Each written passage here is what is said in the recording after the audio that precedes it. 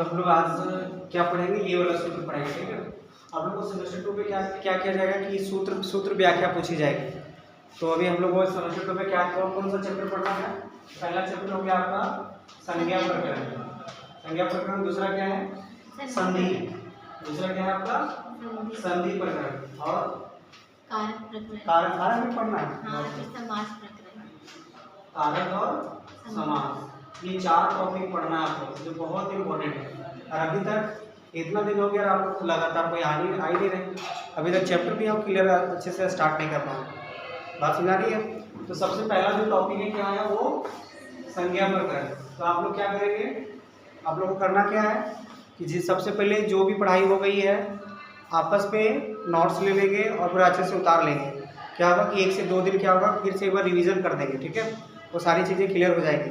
तो सबसे पहले आज के बाद सबको रेगुलर आना होगा। आओगे ना? क्या नहीं आना है? मैं तो वैसे है, देखो गुंजा को कल सुना है, पता चलो गायब हो गई, तो गलत बात है। तो चलिए, अभी तक हम लोग संज्ञा प्रकरण में लगभग 3 से 4 सूत्र हम लोग पढ़ लिए थे। आज हम लोग ये देखेंगे ये सूत्र। ठीक है, आज केवल यही सूत्र समझना है, मतलब ये सूत्र क्या है। तो सबसे पहले सूत्र इसको क्या पढ़ेंगे, उकालो अझ्रस्व। क्या पढ़ेंगे इसको, उकालो अझ्रस्व दीर्घ उल्टा। बार बार बोलिए तो, उकालो अझ्रस्व, उकालोज। क्या बोलेंगे इसको, उकालोज झ्रस्व, उकालोज झ्रस्व, उकालो झ्रस्व ह्रस्व दीर्घ कुलुता, झ्रस्व दीर्घ कुलुता, उकालोज झ्रस्व दीर्घ कुलुता। बोलिए सूत्र बोलिए, उकालो झ्रस्व दीर्घ कुलुता। तो उकालोज बोल देना, ठीक है, उकालोज बोल देना। ठीक, तो उकालोज झ्रस्व दीर्घ कुलुता। तो सूत्र पे पहले सूत्र बोलने सीखना है। बोलो जी, तुम बोलो सूत्र बोलो। उकालो झ्रस्व दीर्घ कुलुता। बार बार बोलो, 2-3 बार बोलो। उकालो झ्रस्व दीर्घ कुलुता, उकालो झ्रस्व दीर्घ कुलुता। चलिए 5 बार सूत्र बोलिए, मुंह में आना चाहिए। उकालो झ्रस्व दीर्घ कुलुता,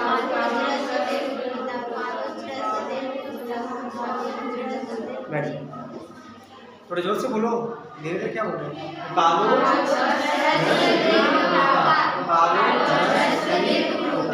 तो सबसे पहले एग्जाम में क्या आएगा, आप लोगों को सूत्र व्याख्या करने आएगी।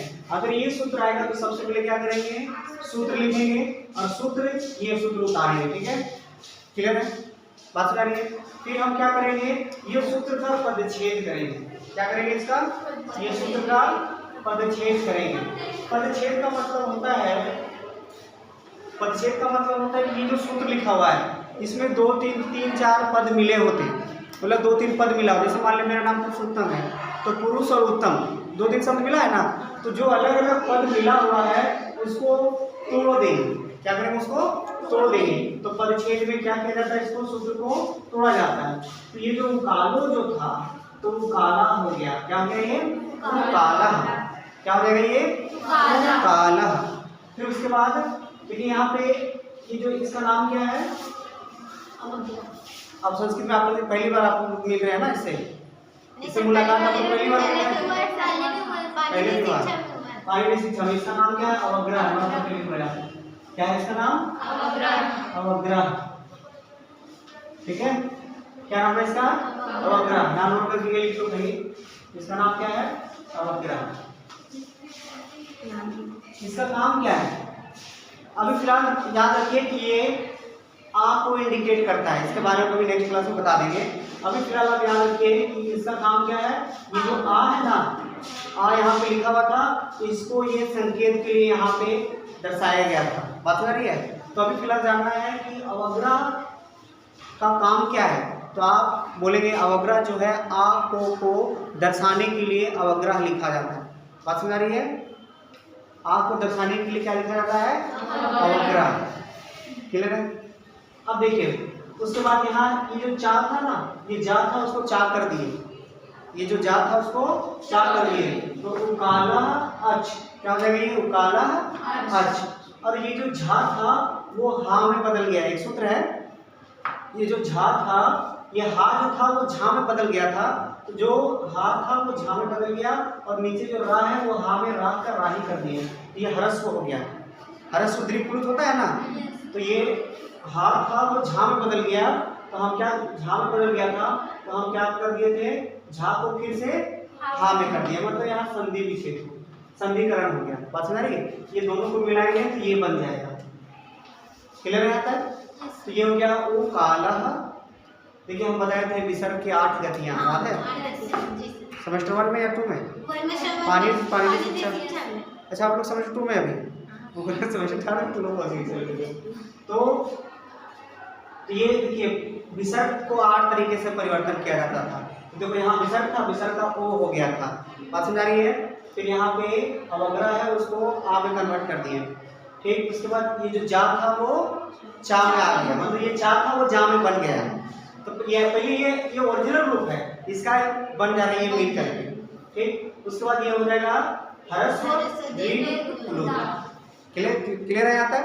तो पदच्छेद समझ में आया कि सूत्र में जो पद था उसको अलग अलग तरीके से बांट दिए, उसको अलग अलग तरीके से बांट दिया गया। क्लियर है यहाँ तक? बोलिए। तो सबसे पहले क्या करेंगे, हम लोग सूत्र लिखेंगे, सूत्र का फिर क्या करेंगे, दूसरा में पदच्छेद करेंगे।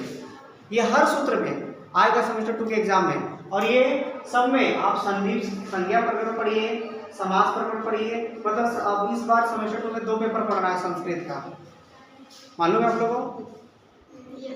सेमेस्टर 1 में 1 पेपर का एग्जाम दिए थे ना, सेमेस्टर 1 में 1 पेपर का एग्जाम दिए थे। इस बार सेमेस्टर 1 में संस्कृत का 2 पेपर होगा, और दोनों में संस्कृत का 2 पेपर होगा, तो दोनों में दोनों 100 नंबर का होगा, और दोनों में लगभग इसी तरह पूरा व्याकरण भी पढ़ना है इसमें। और ये जो टॉपिक है बहुत आसान, बहुत ये टफ भी है, लेकिन रेगुलर रहेगा तो आसान हो जाएगा। अगर आप बिल्कुल अपसेट करना है फिर भी जानने की कोशिश नहीं करना, तो फिर आपका समझ लीजिए कि दिक्कत है आपके लिए, पूरा हमेशा के लिए। तुम कोई भी कंपटीशन एग्जाम आगे जाके दोगे तो दिक्कत होगा। संधि पढ़ाएंगे, संधि तो बहुत पहले तुम लोग सुनी हो, संधि, दीर्घ संधि, स्वर संधि, व्यंजन संधि, है ना। तो ये सारी चीजें संधि में पूरा बारीकी से पढ़ाऊंगा। तो ये सेमेस्टर 2 आप लोगों को किसी तरह से छोड़ना नहीं है, रेगुलर रहना है। जब भी क्लासेस होती है क्लास आना ही आना, 1.5 घंटे की तो बात है, ठीक है। तो ये हो गया पदच्छेद। अब आगे आ जाइए विभक्ति वचन। विभक्ति वचन क्या है? ये जो काला है ये कहाँ का रूप है, इसमें कौन सी विभक्ति है? जैसे रामा, आप लोग याद किए हैं, रामा में कौन सी विभक्ति वचन है? प्रथम व्यक्ति एक वचन। तो हम लोग इसको क्या कैसे लिखेंगे? 1/1, मतलब प्रथम व्यक्ति एक वचन। अगर वही 2/3 रहता तो द्वितीय व्यक्ति बहुवचन।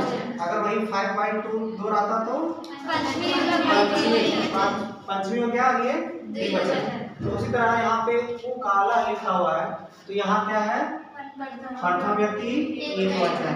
आज में भी क्या लिखा हुआ है? प्रथम व्यक्ति एक वचन। और ह्रस्व दीर्घ प्लुत है, ये भी क्या हो गया? प्रथम व्यक्ति एक वचन। क्लियर है? ह्रस्व दीर्घ प्लुत ये प्रथम व्यक्ति एक वचन। समझ आई बात?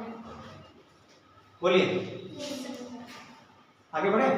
तो ये विभक्ति वचन में क्या दर्शाना है कि ये जो पदच्छेद किए अभी तक इसी सूत्र की मदद से सारा कुछ कर रहे हैं। अब ये आपको रटना नहीं होगा, आप शब्द क्या किया ना फर्स्ट सेमेस्टर में, तो आपको लग रहा है कि वो काला, अगर वो कालस से रहता तो नहीं लग रहा कि षष्ठी व्यक्ति, रामस से षष्ठी व्यक्ति लग रहा था। तो यहाँ वो काला है तो प्रथम व्यक्ति एक वचन, अच क्या है? प्रथम व्यक्ति एक वचन। और ह्रस्व दीर्घ प्लुत भी क्या है? प्रथम व्यक्ति एक वचन। आप लोग पास पुस्तक है, उस सूत्र देखा जाएगा।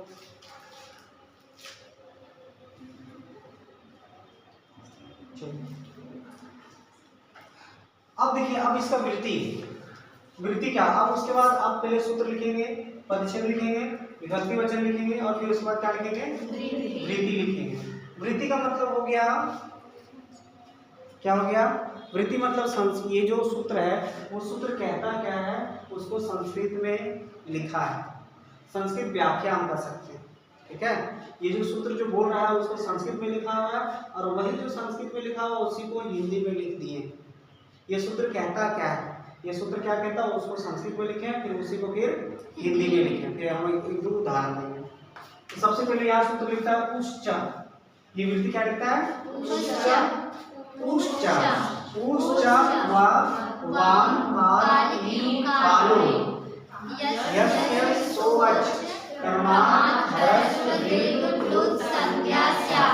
ये आपको बार बार थोड़ा कंठस्थ करना पड़ेगा। यस ये आपको बार बार प्रैक्टिस करनी पड़ेगी, सूत्र और उसकी वृत्ति। अब ये सब तो याद नहीं करेंगे, ये सब तो लिख लेंगे, लेकिन ये वाला थोड़ा सा आपको बार बार लिख लिख के प्रैक्टिस करना होगा। यकीन मानिए 2-3 बार लिखेंगे याद हो जाएगा। उच्च उच्च उच्च उच्च उच्च उच्च वाम वाम कालो कालो यश शो अर्च प्रमाण इसका हिंदी क्या लिखता है? ऊ। ये हरस ऊ है, ये दीर्घ ऊ है, ये प्लुत ऊ है। बताए 3 तरह का ये स्वर जो है उसको 3 उच्चारण के अनुसार से 3 प्रकार से बांटा गया है, ह्रस्व, दीर्घ, प्लुत। काल के आधार पर तो उच्चारण काल वही हो गया ना। तो काल के आधार पर अर्थात जब ऊ बोलेंगे फिर बोलेंगे ऊ, और फिर लंबा खींच के बोलेंगे ऊ। उसी तरह आ और आ हर्ष दीर्घ प्लुत बताए थे। तो बोलता है ये वाला सूत्र पहले भी बताया होंगे शायद, वो जब पारिणी शिक्षा पढ़ा रहे थे उसमें नहीं। चलिए तो यहाँ पे लिखा हिंदी पढ़िए, हिंदी क्या लिखता है? ऊ ऊ और ऊ ऊ ऊ ऊ के उच्चारण काल के समान है जिन स्वरों का उच्चारण काल बात आ रही है वे क्रमशः ह्रस्व, दीर्घ, प्लुत कहलाते हैं। बात आ रही है, मतलब ऊ के उच्चारण काल के समान है जिन स्वरों का उच्चारण काल वे क्रमशः ह्रस्व, दीर्घ, प्लुत कहलाते हैं। मतलब ये जो सूत्र है वो क्या दर्शा रहा है? यह ह्रस्व, दीर्घ, प्लुत क्या होता है? ह्रस्व स्वर, दीर्घ स्वर और प्लुत स्वर, ये तीनों क्या होते हैं? इन तीनों चीजों को बताया है कौन सूत्र में? उकालो, ह्रस्व, दीर्घ, प्लुता। तो ये 3 चीज दर्शाया गया है, ये तीनों का उच्चारण पकड़िएगा, ठीक है? जितने भी स्वर हैं उसको 3 उच्चारण काल के आधार पर 3 प्रकार से बांटा गया है, ह्रस्व, दीर्घ, प्लुत। तो यहाँ पे पाणिनि बोलते हैं कि ऊ ऊ ऊ ऊ, इसको थोड़ा उच्चारण कर, इसको थोड़ा सा और ये बढ़ा के बोला जाता है। ये हो गया छोटा सा ऊ, और इसको क्या बोलेंगे? ऊ, और इसको फिर क्या बोलेंगे? ऊ। बोलते रहो इसमें। तो ये 3 ऊ और ऊ, इन तीनों के उच्चारण काल के समान जिन स्वरों का उच्चारण काल होता है वे स्वर ह्रस्व, दीर्घ, प्लुत कहलाते हैं। तो ये वाला स्वर क्या कहलाएगा? ह्रस्व। और ये क्या कहलाएगा? दीर्घ। ये क्या कहलाएगा? प्लुत। बात समझ रही है? ह्रस्व, दीर्घ, प्लुत। अब ये पाणिनि क्या किए हैं कि ये तीनों को उच्चारण करके बता दिए। पाणिनि ने क्या किया है कि पाणिनि ने ये तीनों को उच्चारण करके बताया है। ऊ ऊ ऊ ऊ 3 तरह, ऊ ऊ ऊ ऊ और ऊ, 3 प्रकार से। तो अभी तक हम लोग का ख गा गा पढ़, ये का की कू पढ़ के आए थे। अभी तक हम लोगों ने केवल ह्रस्व और दीर्घ पढ़ के आया है। एक और स्वर होता है, वो कौन सा स्वर होता है? प्लुत स्वर। और उसका प्रयोग कहाँ पे होता है? अक्सर गाना में होता है, वेद में होता है, मंत्र का उच्चारण करते हैं, किसी को बुलाते हैं कि नहीं? तो बोलते हैं रे, खींच के बोलते हैं ना, रे, हाँ कृष्णा राधे, खूब जोर से बोलते हैं। जैसे मान लो मनीषा है तो मनीषा खूब जोर से खींचते हैं ना, तो लास्ट में जो मनीषा है तो वहाँ कौन सा मनीषा उच्चारण किए? तो ये प्लुत वाला ऐसे वाला है, ये 3 लिखते हैं यहाँ पे। ये जो मनीषा है इसमें कौन सा स्वर हो गया? ये प्लुत स्वर। तब इसको पढ़ेंगे, क्या पढ़ेंगे? मनीषा, ऐसे करके। बात समझ रही है? तो ये 3 प्रकार के स्वर होते हैं। अभी तक हम लोगों ने ह्रस्व और दीर्घ पढ़ा है। तीसरा स्वर क्या है? वो प्लुत स्वर है। बात समझ रही है? तो बोलता है तो ये पाणिनि ने क्या किया? ये तीनों को उच्चारण करके बताया है। इसको थोड़ा धीरे, इसको और इसको ये धीरे, इसको थोड़ा और जब बढ़ा के, और इसको पूरा बढ़ा के, जितना इसको खींच सकते हैं। बात समझ रही है? हाँ, इन 3 इसको जो प्लुत स्वर है उसको लिखा कैसे जाता है? तो जो स्वर ह्रस्व है उसी में 3 लिख देंगे तो क्या हो जाएगा? दीर्घ हो जाएगा, ये प्लुत हो जाएगा। क्लियर है? तो ये कहता क्या है कि इन तीनों के उच्चारण काल के समान उ, दीर्घ उ और प्लुत उ। इसका नाम क्या है? ई ना उ, ह्रस्व उ, दीर्घ उ और प्लुत उ, मतलब उ, उ। इन तीनों के उच्चारण काल के समान है। जिन स्वरों का उच्चारण काल वे क्रमशः क्या कहलाते हैं? ह्रस्व, दीर्घ, प्लुत कहलाते हैं। क्लियर है? चलिए, नेहा का नाम तुम प्लुत में बोलो तो। हाँ नेहा। हाँ नेहा। अच्छा रीति, रीति बोलेगा तो रीति। ऐसे लास्ट में तो रीति फिर लिखेंगे कैसे? रीति लिखेंगे और ह्रस्व ही लिखेंगे, ता में ह्रस्व देंगे और 3 लिखेंगे। अच्छा गाना जो लिखा जाता है वैसे लिखा जाता है, पता है ना? गाना जैसे मान लिखा तो देखना वहाँ देखना जहाँ खींचना रहता है वहाँ 3 लिख देता है, तो वहाँ लगातार खींचेगा गाना में ऐसे करके। तो ये 3 चीजें हैं। तो ये क्या, ये अब देखिए ये जो यहाँ बोला गया है ना, उसी का हिंदी लाइन में यहाँ लिख दिया। क्या लिखा हुआ है? उच्च। यहाँ पे मतलब उ, और ये क्या लिखा है? उच्च, और ये दीर्घ प्लुत उ, ये तीनों चीज लिखा हुआ है। उच्च, उच्च, उच्च, उच्च। कैसे पढ़ेंगे इसको? उच्च। क्या पढ़ेंगे ये? उच्च। और ये क्या पढ़ेंगे? उच्च, उच्च। फिर इसको उच्च, उच्च। वा, वाम, कार, ईव, कालो, यस्य, सो, सो अच, अच मतलब वह अच, वह स्वर क्रम से, क्रम से ह्रस्व, दीर्घ, प्लुत संज्ञा या। तो इसी को मतलब यहाँ पर लिख सकते हैं कि ह्रस्व संज्ञा, दीर्घ संज्ञा और प्लुत संज्ञा। आपसे कोई प्रश्न पूछेगा, क्या पूछेगा? अभी ये सूत्र बताएगा, अभी और बताएंगे कोई प्रश्न। आपसे कोई पूछेगा कि आ में कौन सी संज्ञा है? ह्रस्व संज्ञा। बात सुना रही है? फिर कोई पूछेगा कि इसमें कौन सी संज्ञा है और इसमें कौन सी संज्ञा है? प्लुत संज्ञा। बात सुना रही है? तो ह्रस्व संज्ञा, दीर्घ संज्ञा, प्लुत संज्ञा आप जान सकते हो, बहुत जानते हो, बता सकते ती में कौन सी संज्ञा है। जैसे मान लीजिए ई है ना, ई में कौन सी संज्ञा है? ह्रस्व संज्ञा। फिर उसमें क्या आएगा? दीर्घ क्या आएगा? ये दीर्घ क्या आएगा? ये प्लुत संज्ञा, दीर्घ संज्ञा। दीर्घ हो जाए क्या हो जाएगा? दीर्घ संज्ञा, और प्लुत संज्ञा क्या हो जाएगा? 3 लिख देंगे। क्लियर है यहाँ तक? तो यहाँ पर आप उदाहरण ऐसे एक देखिए, ये मिलती है हिंदी लिखने के बाद। हिंदी लिखने के बाद आपको क्या करना है? यहाँ पे उदाहरण लिखना है। तो उदाहरण में क्या लिख सकते हैं? इधर उदाहरण में क्या क्या लिख सकते हैं? सबसे पहले ये वाला उदाहरण तीनों लिख लेंगे। क्या हो जाएगा? आ भी लिख सकेंगे, आ और फिर प्लुत आ।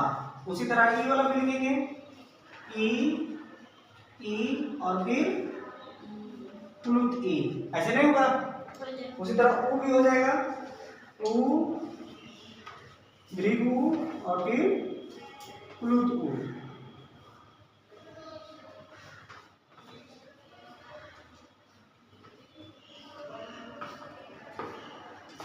समझ आई बात? तो ये ह्रस्व, दीर्घ, प्लुत हो गया है। हाँ। अगर किसी के नाम के अंतिम अक्षर में दीर्घ वर्ण है तो उसको ह्रस्व करना पड़ेगा, तब प्लुत हो जाता है। हाँ, तो प्लुत लिखने, प्लुत ऐसे लिखा जाता है। तो मनीष ने लिखाया तो था। मनीष लिखा है, लिखे हैं, और यहाँ 3 लिख दिए। मतलब उसको ह्रस्व करने तो में ह्रस्व किए हैं, इसको प्लुत किए हैं। नहीं, मनीषा मतलब इसमें आकार है ना। मनीषा तुम दीर्घ रूप बोल रही हो, उसका प्लुत रूप लिखेंगे तो वहाँ आकार हट जाएगा। वही बात है जो तुम समझ रहे हो, वही बात है। अब ये मत बोलना कि इसको पहले दीर्घ करेंगे, इसको ह्रस्व करेंगे, इसको हम प्लुत किए हैं। बात सुना रही है? तो इसको मिटा दें। समझ आई बात? ये वाला सूत्र आएगा, क्लियर हो जाएगा। तो सूत्र क्या है? कालो ह्रस्व दीर्घ प्लुता, कालो ह्रस्व दीर्घ प्लुता। कालो झरे तो प्रसाद ले लाएंगे, पूजा करता है क्या? तो घर मतलब मंदिर से प्रसाद लाई होगी कि नहीं? ले चलो, तुम भी पूजा करके आए हो। कितने सोमवारी करते हैं? सोमवारी तो दो किया जाता है ना? 2, 4, 5 4 को तो सोमवारी होता है। 4 5 पढ़ा इसमें 5 तुम कितना किए बने हैं? हम 3 किए। 3 किए। एक और करने मुझे ना हम 5 करते लेकिन आज टाइम नहीं मिल पाया इसलिए नहीं नहीं कोई बात नहीं, ठीक है चलो चलो। तो ये क्लियर हो गया। तो कालो झरस्व दीर्घ प्लूता, बार बोलिए। तो कालो झरस्व दीर्घ प्लूता, तो कालो झरस्व दीर्घ प्लूता, तो कालो झरस्व दीर्घ प्लूता, तो कालो झरस्व दीर्घ प्लूता, तो कालो झरस्व दीर्घ प्लूता। तो किसी को कुछ पूछना है इसको, बोलो कोई दिक्कत? सर एक बार और से फिर से समझा दीजिए ऐसा कुछ।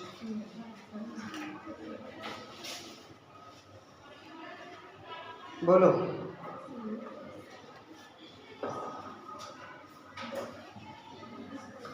नहीं पूछना है, बिठा दो इसको। तो ये वाला आएगा, लिख लेंगे, इसको बार बार प्रैक्टिस करना होगा। क्या जी तुम्हें को बोल रहे हैं, पीछे जाकर बैठी है। कितना दिनों के बाद आती हो तुम लोग? ये तो बहुत दिन के बाद आई है। सेमेस्टर 2 की पहली क्लास है तुम्हारी, है ना? दिक्कत हो जाएगा नहीं बहुत दिक्कत हो जाएगा ना। क्या? हाँ रेगुलर आओ, रेगुलर, क्योंकि छुट्टी के लिए निश्चिंत रहो, फिर 2-4 दिन के बाद फिर छुट्टी मिल जाएगी, इसलिए नहीं, ऐसा नहीं करना है। चलिए सर हाँ इसका व्याख्या में जो मतलब व्याख्या लिख सकते ना? क्या व्याख्या? व्याख्या करना होगा तो व्याख्या ये व्याख्या ही है ये। हाँ, तो आप एक बार और बोले थे ना कि इसका और भी अच्छी तरह से व्याख्या कर सकती है। ये उदाहरण को व्याख्या, उदाहरण को आप समझा सकते हैं ऐसे लिखिएगा। वही उदाहरण को जैसे आ यहाँ इस ऐसे लिख सकते हैं, आ यहाँ हरस हो रहा है, ये वाला आद्रिक है, ये वाला प्लुत है, इसको थोड़ा सा कम स्वर में लगता है, इसका उच्चारण काल कम है। इसमें से उसका परिभाषा भी तो लिख दे सकते हैं ना, हरस व दीर्घ व प्लुत। हाँ कोई भी लिख सकते हैं। क्या परिभाषा लिखेंगे हरस को? जिसमें कम से पलक झपकाने जैसे अब वही बताएंगे, वही बताएंगे अभी, इसको मिटा देंगे उसका बताएंगे। तो बार बार ये सूत्र बोलते रहना है। चलिए संध्या मंडल बोलिए, तो आप सूत्र बोलिए। संध्या जी, संध्या देखो तो नाम तो भूल गया। अच्छा ठीक है, तुम्हारा नाम भूल जाएगा, नहीं आ गया सब भूल जाएंगे तुम लोग। संध्या नहीं नाम है, संध्या नाम नहीं है ले, अब उसका अपना नाम है, तुम्हारा संध्या नाम है। चलो बोलो सूत्र बोलो। उकालोज, देखिए जो आप बोलेंगे वही आप लिखेंगे भी, याद रखिएगा। अगर उकालो बोलेंगे तो ये झरस बोलेंगे, जा नहीं बोलेंगे तो जा छूट जाएगा। उकालोज क्या बोलेंगे? उकालोज झरस दीर्घ प्लुता, उकालोज झरस दीर्घ प्लुता। ये सूत्र सीधे आता है। अच्छा कोई पूछेगा कि प्लुत संज्ञा, ह्रस्व संज्ञा, प्लुत संज्ञा और दीर्घ संज्ञा करने वाला सूत्र कौन सा है? उकालोज झरस्व दीर्घ प्लुता। अब देखिए यहाँ पे हो गया, कोई भी जैसे मान लीजिए जितने भी स्वर वर्ण, ये जो काम हो रहा है वो किस पर? स्वर वर्ण पर, व्यंजन वर्ण पर नहीं, व्यंजन वर्ण नहीं, स्वर वर्ण पर।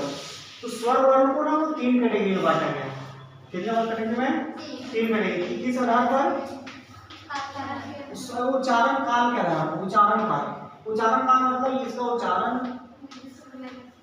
उच्चारण करने में समय जो लगता है उसी को क्या कहते हैं? उच्चारण काल। क्या कहते हैं उसको? उच्चारण काल।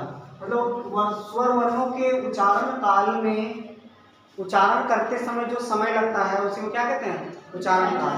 तो उच्चारण काल के आधार पर स्वर को 3 भाग में बांटा गया है। पहला क्या है? ह्रस्व, ठीक है। दूसरा क्या है?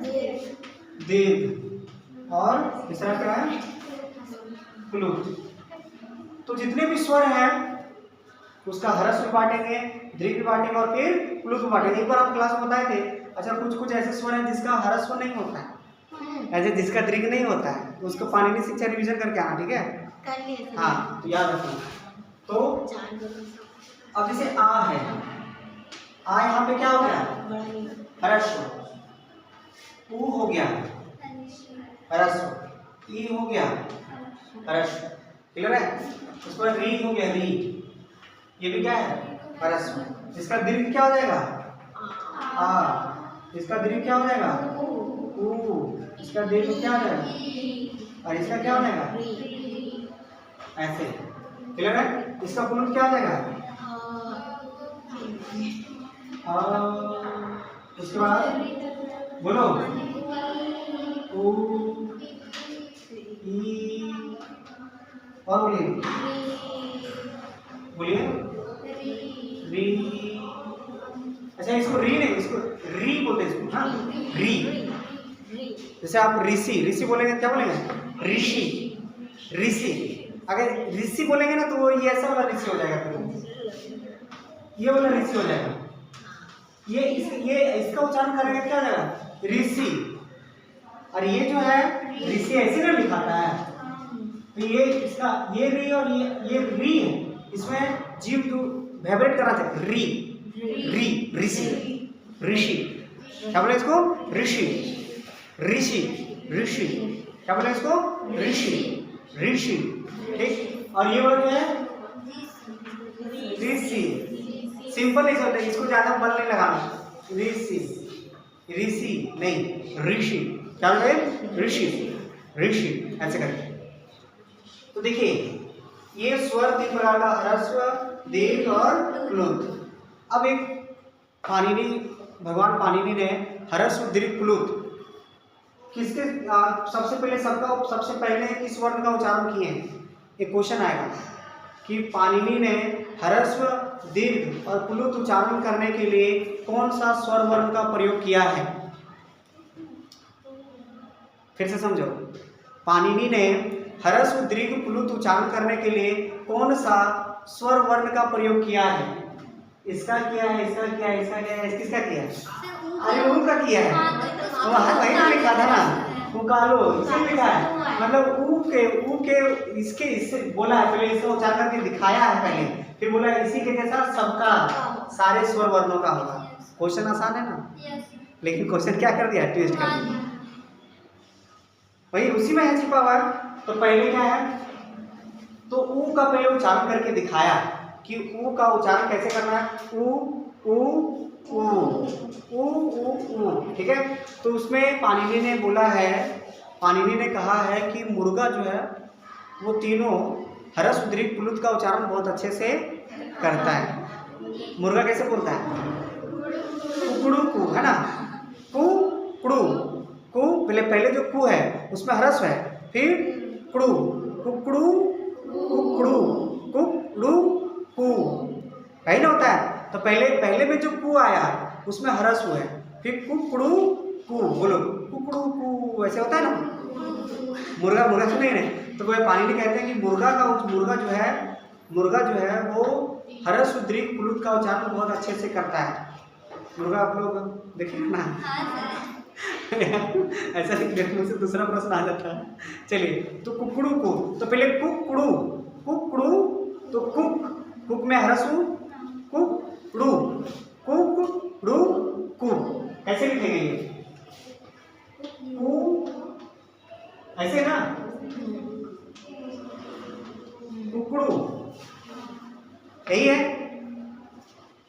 कुकड़ू, कुकड़ू, कुकड़ू, यही है ना, कुकड़ू कु, ऐसे करके। तो ये जो पहला वाला जो कु है, कुकड़ू कु, तो कु पहले हर्ष में ये वाला छोटा कु, फिर ये दीर्घ और ये प्लुत, ये तीनों का उच्चारण बहुत अच्छे से मुर्गा करता है। तो मतलब जितना समय लगता है उतना ही समय उच्चारण करता है, कुकड़ू कु। इसीलिए जब कभी भी अगर मान लीजिए लिखना हो साधु, क्या लिखना हो? साधु, तो आप उसमें अच्छे से बोलना। साधु ह्रस्व होता है, भानु ह्रस्व होता है, शंभु ह्रस्व होता है, वधु दीर्घ होता है ना। तो आप उच्चारण जैसे आप बोलेंगे वैसे ही आपका शुद्ध अशुद्ध लिखेगा। अगर आप हिंदी में शुद्ध लिख पा रहे हैं, हिंदी अशुद्ध हो जा रहा है, तो आप अशुद्ध बोलते हैं, इसलिए आप अशुद्ध लिख पाते हैं, अशुद्ध लिखते हैं आप। बात समझ रही है? तो ये क्या है? कुकड़ू, मुर्गा जो है ह्रस्व, दीर्घ, प्लुत का उच्चारण सबसे अच्छा कौन प्राणी करता है? मुर्गा। ये मुर्गा में बहुत अच्छा पाणिनि ने बहुत अच्छे समझाया है। और एक चीज और बोला है कि पाणिनि इसके विषय में बताया है कि एक पलक झपकने में, एक पलक आँख वाला ये पलक जो है, एक पलक को झपकने में, जैसे ऐसे झपका पलक, तो एक पलक के गिरने में जितना समय लगता है उतना ही समय ह्रस्व वर्ण का उच्चारण करने में लगता है। ठीक है। एक पलक मतलब झपकना कितना टाइम लगता है झपकाओ, कितना अपने आप लगता है ये एक पलक में कितना टाइम लगता है देखो। अब ऐसे तो नहीं, अपने आप जो झपकता है और पलक जो झपक रहा है तो ये कैसे है। तो एक पलक के गिरने में, एक पलक के बंद होने में जितना समय लगता है उतना ही समय हर्ष वर्ण के उच्चारण में लगता है। अगर आ इतना ही आ, ये पलक भी झपकाइए और बोलिए आ ऊ। अगर एक पलक के गिरने में, मतलब एक पलक के गिरने में जितना समय लगता है उतना ही समय हर्ष वर्ण के उच्चारण करने में लगता है। और दूसरी बात, एक पलक के गिरने और उठने में जितना समय लगता है उतना ही उच्चारण काल दीर्घ स्वर का होता है। जैसे ऊ, आप बोलिए ऊ, और एक बार पलक गिराइए और उठाइए, तब तक वो बोलते रहना है ऊ ऊ ऊ। देखो यहाँ पे ऊ ऊ ऊ ऊ ऊ ऐसे करते पास में आ रही है। तो एक पलक के गिरने में, एक पलक के गिरने और उसके उठने के बीच जितना समय लगता है वो सर उस हिसाब से हम पलक गिराए रखेंगे नहीं, जो स्वाभाविक होता है पलक का गिरना और उठने में जो स्वाभाविक होता है, इसे आप बार बार देखते होंगे। अब अपने आप में मेरी आंखें मिटकती होगी, अब मिटक रही है, मिट कर गिर करके फिर उठती हुई, तो गिरने में जितना गिरने में समय लगा वो हर्ष का, और गिरा यहाँ से आया फिर उठा, जितना समय लगा उठने में वो किसका उच्चारण लगता है दीर्घ। क्लियर है। और इसके प्लस बाकी इसमें अनलिमिटेड समझ जा, हाँ जितना तुमको बोलना है। जैसे मान लो ओम, क्या बोलते हैं ओम, तो कितना लास्ट में माँ बोल देते हैं, तो ओम लिखेंगे कैसे। ओ हो गया ये, यहाँ प्लूट दे देंगे और माँ, ये ओम हो गया। ठीक है, तो आप इसको कैसे बोलेंगे, ओ पलक एकदम गिराए रखो। अच्छा, ओम का उच्चारण कैसे किया जाता पता है ना, ओम का उच्चारण आप लोग करते हैं तो करना, तो ओम का उच्चारण देखिए जब भी अच्छे से बैठ जाना, अच्छे से बैठ जाना है, और एक कल्पना करना कि हमारे ये जो नाभि है, नाभि के नीचे वाला से, यहाँ पे नाभि के नीचे कुंडलिनी होता है, यहीं से हवा जो यहीं से निकलती है, हवा जैसे हम लोग बोलते हैं तो हवा निकलती है ना, बोलने के दौरान हवा आती है, मुख से टकराती है, फिर बंद निकलती है हवा। तो यहाँ से सोचना कि ओम जैसे उच्चारण करना, सोचना कि यहाँ से नाभि के नीचे से एक हवा धीरे धीरे उसको ऊपर लाना, कल्पना करना कि ये हवा ओ यहाँ आ रहा है, धीरे धीरे ऊपर आ रहा है, और ये हवा को एकदम गले से बोलिए, यहाँ कल्पना करना कि यहाँ आ रहा है, यहाँ पहुँचा, एकदम यहाँ सेट करना, तब तक ओम का उच्चारण करते रहना। ऐसे क्या कंसंट्रेशन पावर आपकी एकाग्रता बढ़ेगी, लगेगा भी नहीं, सच में थोड़ा सा स्वस्थ लगेगा, पता चले ओम का उच्चारण कर रहे हैं और ध्यान कहीं और है। ओम में एक बहुत बड़ी शक्ति है, पता है कि नहीं। तो जब कभी भी करें तो ऐसा फील करें आप, तो आपका ध्यान कहाँ रहेगा, यहीं पे रहेगा। आप और उस तरह उधर आप पेट को ये अंदर ले जाएंगे तो लगेगा कि पूरा और धीरे धीरे यहाँ जैसे जैसे यहाँ से वायु निकलेगी ना, वैसे वैसे आपका हृदय लगेगा क्या हो रहा है। बात सुना रही है। तो ये हो गया आपका क्या, ह्रस्व दीर्घ प्लुत। क्लियर है। तो कालो ह्रस्व दीर्घ प्लुता, तो कालो ह्रस्व दीर्घ प्लुता, तो कालो ह्रस्व दीर्घ प्लुता। बार बोलिए, कालो ह्रस्व दीर्घ प्लुता, कालो ह्रस्व दीर्घ प्लुता।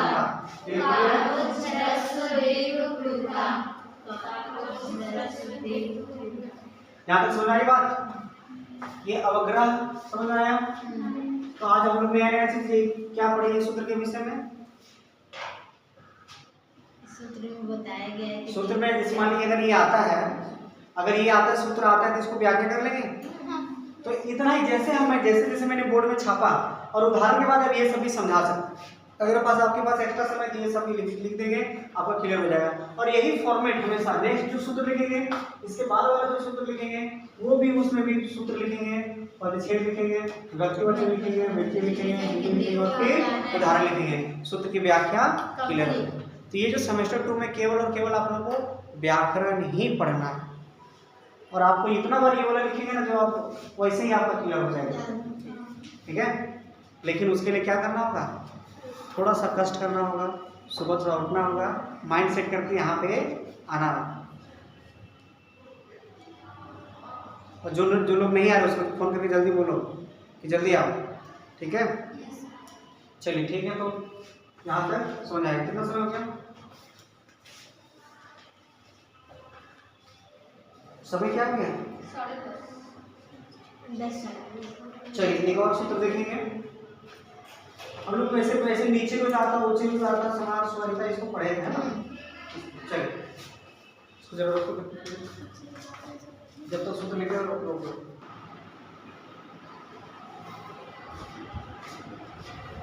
तो इससे पहले हम लोग दूसरा सूत्र देख, पहला सूत्र देख रहे हैं, तो कालो और झरस सूत्र फुलौता, जिसमें से हम लोगों ने उच्चारण काल के आधार पर स्वर को 3 भाग में बांटा गया था, ह्रस्व, दीर्घ, प्लुत। अब स्वर मतलब समझ रहे हैं, उच्चारण काल और एक स्वर के आधार पर स्वर को 3 भाग में बांटा गया। स्वर मतलब लय के आधार पर, है ना। तो स्वर को 3 भाग में बांटा गया है। क्या है? उदात्त स्वर। क्या था? एक उदात्त स्वर। दूसरा क्या है? अनुदात्त स्वर। ये अपन लोग पाणिनि शिक्षा में देखे थे, अनुदात्त स्वर। और तीसरा क्या है आपका? स्वरित स्वर। ये किसके आधार पर बांटा गया है? स्वर को स्वर के आधार पर। स्वर मतलब स्वर वर्ण को स्वर, लय जिसको बोलते हैं ना। तो देखो उसकी स्वर कितनी अच्छी है, लय के आधार पर। उदात्त, अनुदात्त, स्वरित, है ना। उदात्त, अनुदात्त। अच्छा, स्थान के आधार पर वर्णों को कितने भाग में बांटा गया था? 8 भागों में। ये आया था ऑब्जेक्टिव क्वेश्चन। तुम लोग सेमेस्टर 1 का एग्जाम अच्छे से दी कि नहीं? हाँ सर एक आया था पाणिनि शिक्षा में पाठ कितने हैं? पाणिनि शिक्षा में पद कितने हैं? अच्छा, तो क्या जवाब लगाएंगे? हाँ सर 60 लिखे सर पद, और उसके बारे में बोला था कि पाणिनि शिक्षा में पद कितने हैं? हाँ पद 2। सब पता ही नहीं चला। शुभ तिगंत पद। हमको पता ही नहीं बहाना बनाना है। हाँ ठीक है, नहीं पता तो सर इसलिए हम लोग लिख दिए। हमको लगा शुभ तिगंत पद होता है ना, 2 तरह का। हमको लगा श्लोक के बारे में पता। अच्छा कोई बात नहीं, चलो। आज तो कितना लिख दिए? 60 लिख दिए। सर सिर्फ 60 लिखे हैं। 60 लिखे। हमको लगा पद के विषय में बोल रहे हैं। सर आप बोले थे 60 सूत्र है उसमें पाणिनि शिक्षा। हाँ इसमें नहीं। अच्छा, पद दिया था या क्या था? हाँ पद था सर। पद ये ऐसा था? नहीं पद द था। हाँ सिर्फ पद। तो हो सकता है गड़बड़। यहाँ पे देखिए, अगर पद दिए तो बिल्कुल सही है। 60 है ना। हाँ, अगर ये पद दिया, अगर क्वेश्चन सेंटर में अगर ये पता नहीं है, अगर हम पद लिखेंगे तो फिर वो शुभ तिगंत पद 2 आंसर हो जाएगा। अगर इसी को पाद कर देंगे तो भी 60 आंसर होगा। पाद और पद दोनों में एक ही चीज है ना। सर वही सोचे इसलिए हम लिख दिए 60। तो गड़बड़ हो जाएगा। चलो जो भी है, तो पद 2 नंबर 2.5 नंबर का था तो उसमें लिख। अच्छा कोई बात नहीं, चलो हो सकता है। तो आधा लिख आधा छोड़ दिए। तो ये हम लोग स्वर के आधार पर वर्णों को बांटेंगे। तो क्या है? उदात्त, अनुदात्त और फिर स्वरित। उदात्त स्वर, अनुदात्त स्वर और फिर स्वरित स्वर। तो ये पिछले बार हम लोग बताया था इसको, उदात्त स्वर क्या होता है, अनुदात्त। तो उदात्त स्वर करने वाला सूत्र कौन सा है? उच्चे उदात्त। उदात्त स्वर करने वाला सूत्र क्या है? उच्चे उदात्त। अनुदात्त स्वर करने वाला सूत्र क्या है? नीचे उदात्त। स्वरित संज्ञा समाहार स्वर। ये सूत्र सारा हम लोग पढ़ लिए। क्या देख लीजिए, पहली बार व्याकरण पढ़ रही हो तुम। तो अपना आप पढ़ी थी, देखो चांदनी अच्छी समझ रही थी, पता चले कल गायब हो गई। आना चाहिए था ना रेगुलर। बहुत गलत बात है। बीच में सिंपल, क्या नाम उसका? सिंपल शीतल भी है, एक और है पल्लवी, वो भी नहीं आ रही है। पूरा ध्यान लगा रही है। चलिए, तो आज हम लोग क्या पढ़ेंगे? उदात्त स्वर। उदात्त स्वर देखेंगे, है ना। तो उदात्त स्वर करने वाला जो सूत्र है वो क्या है? उच्चे उदात्त। उदात्त स्वर करने वाला सूत्र क्या है? उच्चे उदात्त। प्लुत संज्ञा करने वाला सूत्र कौन सा है? ह्रस्व संज्ञा करने वाला सूत्र क्या है? दीर्घ संज्ञा करने वाला सूत्र कौन सा है? ह्रस्व दीर्घ प्लुत संज्ञा करने वाला सूत्र कौन है?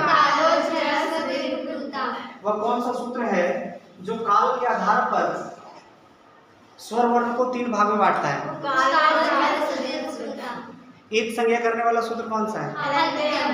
लोप संज्ञा करने वाला सूत्र कौन सा है? आदर्शम लोप का। लोप करने वाला सूत्र क्या है? लोप का अर्थ क्या होता है? आदर्शन हो जाना। ठीक है, ठीक है, बहुत अच्छा। माहेश्वर सूत्र कितने हैं? कितना? वह कौन सा ईद संज्ञा वर्ण है जो माहेश्वर सूत्र में 2 बार आया?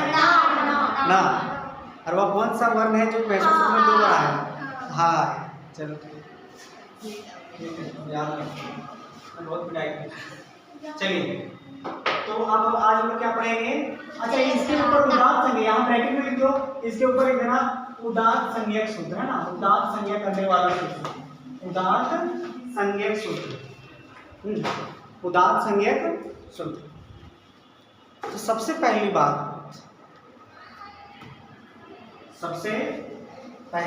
की पहली बात शब्द पुल्लिंग है कि स्त्रीलिंग है? स्त्रीलिंग। इसलिए याद रखना, जैसे हम बोलेंगे तुम्हारा बात हमको अच्छा नहीं लगा, बिल्कुल गलत बात। तुम्हारी बात मुझे अच्छी नहीं लगी, ये अच्छी लगती है सुनने, ये बात अच्छी लगी सुनने। तुम्हारा बात हमको बिल्कुल अच्छा नहीं लगता है कि नहीं? तो तुम्हारी बात मुझे अच्छी लगी। बात जो है, मैंने आपकी बात सुनी, ये बात सही है ना? मैंने आपकी बात सुनी, आपकी बातें बहुत अच्छी लगती हैं। तो बात शब्द जो है क्या है? वो स्त्रीलिंग। और भात शब्द क्या है? इस बार सेमेस्टर 1 या कोई आया था, इसमें शुद्धिकरण करेंगे हिंदी में, या फिर सेमेस्टर 3 में कुछ आया था। भात जो है उसने भात बनाया है, खाया, ऐसे जिसमें ये हिंदी जो लिए थे उसमें कुछ आया था। तो भात शब्द पुल्लिंग है। अच्छा, बताएंगे क्या हिंदी का नियम कुछ बताएंगे। तो उच्चैरुदाता सूत्र क्या है? उच्चैरुदाता। अब इस सबसे पहले सूत्र लिखेंगे हम लोग। एग्जाम में आएगा, अगर उच्चैरुदाता सूत्र की व्याख्या अगर आता है तो क्या करेंगे? सबसे पहले सूत्र लिखेंगे। क्या लिखेंगे? उच्चैरुदाता। क्लियर है? अब इसका पहले फिर उसके बाद क्या करेंगे? परिच्छेद करेंगे। तो क्या लिखेंगे? उच्चै। क्या देगा? उच्चै। क्या करेंगे? उच्चै। क्लियर है? ऊंचा है। और फिर एक दूसरा क्या है? उदाता। देखिए यहाँ पे क्या कैसे जोड़ा है? विसर्ग का 8 गति। विसर्ग की कितनी गतियाँ? 8 गतियाँ। विसर्ग किसने बोला दिया? राम ने, है ना? और ये राम अलग होगा और ऊ जाके किसे मिल जाएगा? राम में। तो क्या हो जाएगा? रू। तो रुदाता हो गया। ठीक है, अगर आप चाहें तो ऐसे ऊंचा है उदाता, गलत मतलब बोल सकते हैं ऊंचा है उदाता। क्या देगा? उच्चैरुदाता। आ जाइए। तो यहाँ पर इसे समझ आ गया, परिच्छेद कर दिए, तोड़ दिए। उसके बाद विभक्ति वचन, विभक्ति वचन आ जाइए। विभक्ति वचन में क्या लिखेंगे?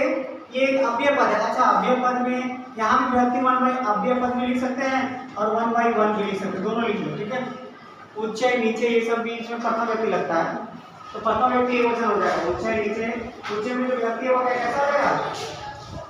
बालक जैसा नहीं है ये प्रथम व्यक्ति, ये अव्यय पद है। ठीक है, ये क्या है? उच्चय क्या है अपना? ये अपना उच्चय नीचे एक अव्यय पद है। उच्चय मतलब ऊपर, नीचे मतलब नीचे, ये अव्यय पद है। यहाँ वहाँ भी अव्यय पद है, आपको पता है ना? तो ये सब, तो अब उच्चय यहाँ पे क्या है? अव्यय पद। और उदात्त में कौन सी व्यक्ति वचन है? प्रथम व्यक्ति एक वचन। प्रथम व्यक्ति क्या है? एक वचन। फिर उसके बाद आ जाइए वृत्ति। उसके बाद क्या करना है यहाँ पे? वृत्ति। वृत्ति में क्या है? तालु आदि, तालु बोली मेरे साथ, तालु आदिषु, तालु आदिषु, सभागेषु, स्थानेषु, ऊर्ध्वभागे, निष्पन्नो, अच्, उदात्त संज्ञा स्यात्। क्लियर है? अगर आप इसको तालु आदिषु सभागेषु, है ना? तालु आदि सभागेषु स्थानेषु। क्लियर है? तालु आदि सभागेषु स्थानेषु। अब ये अगर ये नहीं भी लिखेंगे तो भी चलेगा। तालु आदि, तालु बोल रहे हैं, तालु तोड़ के बोल रहे हैं, तालु आदिषु, वैसे अगर यहाँ लिखा हो क्या है तालु आदिशु, लेकिन हम क्या बोल रहे हैं तालु आदिशु, तोड़ करके बोल रहे हैं संधि विच्छेद करके। तो यहाँ तालु आदिशु स्थानेषु ऊर्ध्वभागे निष्पन्नो अज उदार संज्ञा स्यात्। अच्छा, जब नीचे रूप जाता सूत्र पढ़ेंगे ना तो सेम चीज वही होगा, तालु आदिशु समागेषु स्थानेषु अधोभागे, अधा मतलब नीचे हो जाएगा, केवल यहाँ चेंज हो जाएगा, अधोभागे निष्पन्नो अज अनुदात संज्ञा। केवल यहाँ देखिए उच्च मतलब ऊपर और ऊर्ध्व मतलब भी ऊपर, बात समझ रही है। तो यहाँ पे जब इसका भी संस्कृत और जो नेक्स्ट सूत्र लिखेंगे उसका भी संस्कृत थोड़ा सा अंतर होगा, केवल यहाँ उदात की जगह अनुदात करना है, यहाँ ऊर्ध्व की जगह पे वहाँ अर्ध करना है, बाकी क्लियर हो जाएगा। तो तालु आदिशु बोलिए, तालु आदिशु सभागेषु स्थानेषु निष्पन्नो अज ऊर्ध्वभागे निष्पन्नो अज, एकदम बिना कंठस्थ करो तो तालु आदिशु समागेषु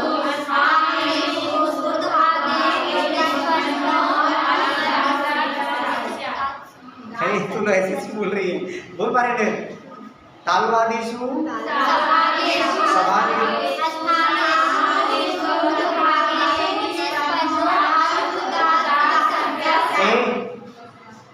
क्या कर रही है, बोल रही है वैसे क्यों माता चलो तुम बोलो, तुम देखो।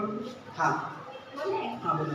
तालु आदिशु सभागेषु स्थानेषु ऊर्ध्वभागे निष्पन्नो अज उदात संज्ञा स्यात्। वाह, अच्छा उधर नहीं उर्ध्व,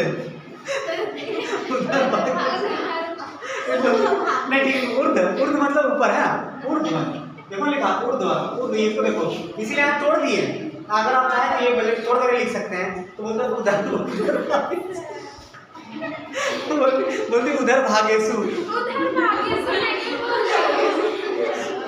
उधर ऊर्ध्व मतलब ऊपर। अरे अब अच्छा ऊपर भागे, हेलो सुनो, अगर वाले ऊर्ध्व नहीं बोला रहा है तो आप बोले ऊपर भागे, ऊपर भागे निष्पन्नो, निष्पन्न मतलब जो उत्पन्न होता है, निष्पन्न जो अच होता है उसी को क्या कहते हैं उदार।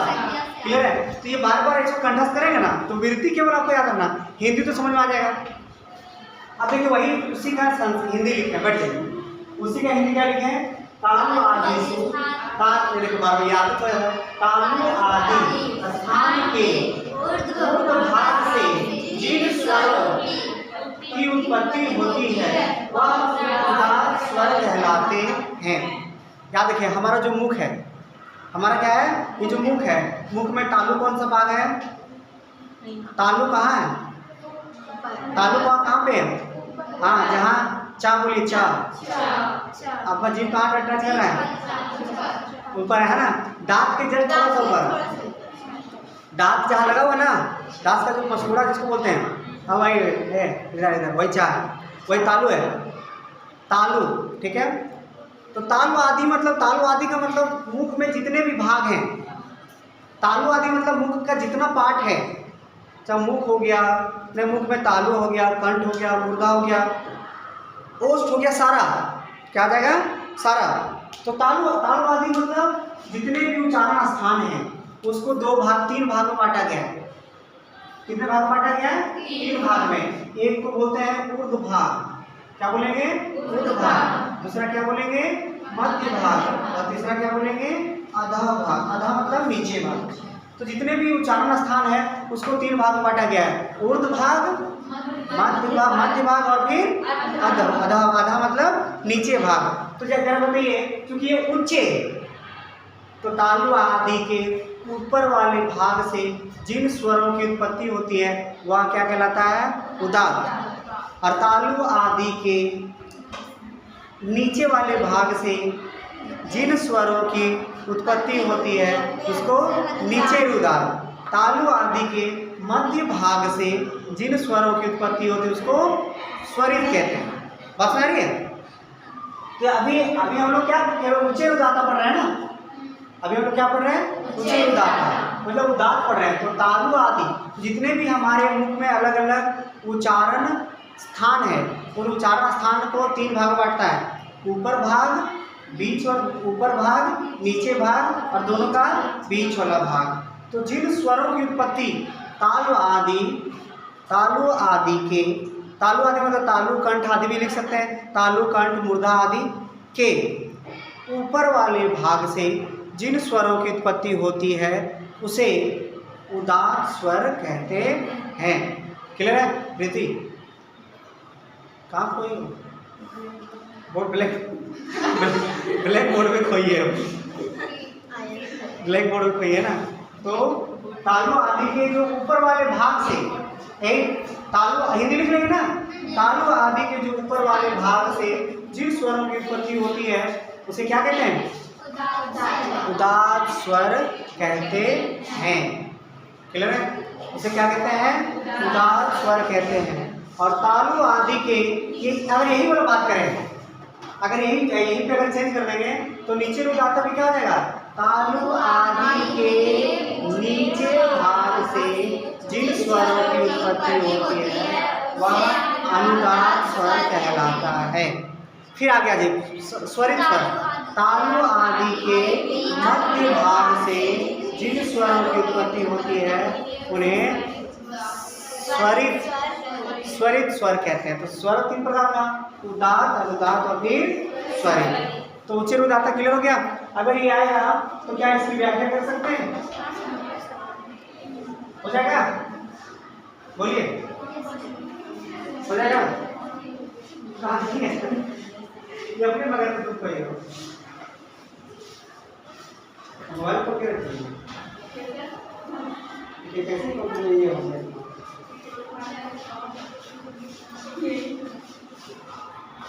हो गया? समझ में आ गया ये?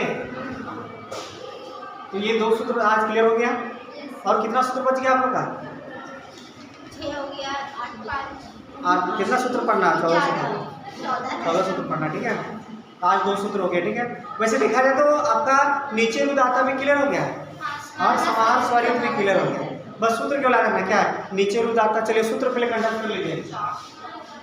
नीचे क्या कहेंगे? नीचे को उदात्त हो जाएगा। नीचे रू अनुदात्त होगा ना?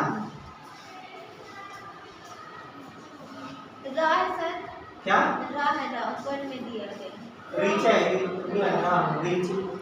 नीचे रू नीचे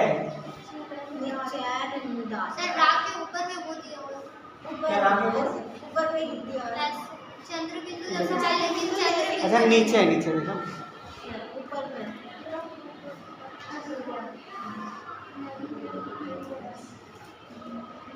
चलिए नीचे है ना, ऐसा है। नीचे बताता है आपको स्वर क्या है? समाहार स्वरिता। क्लियर है? बोलिए, ऊंचे रुदाता, नीचे रुदाता, समाहार दाता। दाता मतलब देने वाला। देने वाला समझते हैं? देने वाला बहुत बड़ा दानी होता है। बोलिए, तो ये 2 सूत्र क्लियर हो गया। कंठस्थ कर लेंगे आप लोग एक, इसलिए मैं अभी फास्ट नहीं चल रहा, स्लो चल रहा हूँ। आप लोगों को करना क्या है कि नोट्स ले लो और पूरे सेमेस्टर 2 में जहाँ से बारीकी से स्टार्ट किए हैं प्रीति, एकदम वहीं से शुरुआत कीजिए। ठीक है, बात समझ आ रही है? तो उस हिसाब से आप लोग कल नोट्स तैयार करके आएंगे। तुम तैयार की हो ना? तुम तो बहुत सारा क्लास की हो।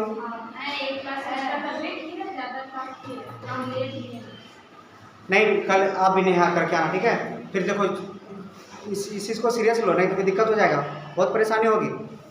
इसलिए नहीं, मजाक नहीं। ये वाला टॉपिक एकदम पूरे ध्यानपूर्वक पढ़ना, ये हमेशा आगे तक काम आएगा। कहीं भी जाइएगा आप, कोई भी मान लिया स्कूल में पढ़ाने जाएंगे, कहीं भी जाएंगे, बोल क्या समास पढ़ी हो? बोल अच्छा। कारक पढ़ी हो? अच्छा। संधि पढ़ी, बता इसमें कौन सी संधि है? तो गड़बड़ हो जाएगा ना फिर।